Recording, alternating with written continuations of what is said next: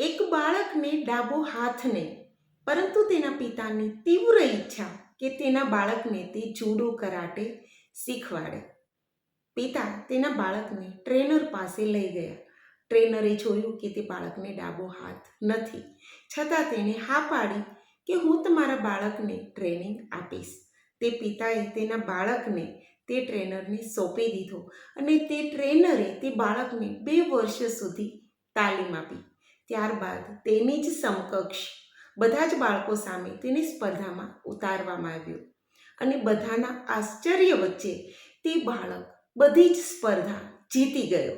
બધાને નવાઈ લાગી કે ડાબો હાથ જ નથી તો આ બાળક કેવી રીતે જીતી શક્યો. અને જ્યારે તેના ટ્રેનરને પૂછવામાં આવ્યું ત્યારે ટ્રેનરે જવાબ આપ્યો તે સમજવા લાયક છે. તેના ટ્રેનરે કહ્યું કે તમારા બાળકને ડાબો હાથ નથી.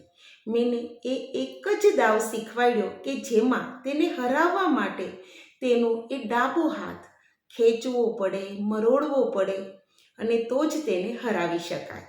એટલે જ્યારે તેને સ્પર્ધામાં ઉતાર્યો ત્યારે તેનો સામેનો પ્રતિસ્પર્ધી હાથ ન હોવાને કારણે તે કન્ફ્યુઝ થઈ જતો કે આ બાળકને હરાવવું કેમ કે તેને તો ડાબો હાથ જ નથી.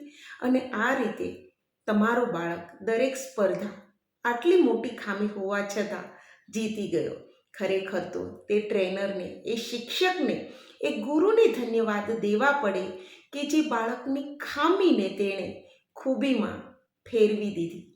ગુરુ અને ટીચર ખરેખર આવા જ હોવા જોઈએ.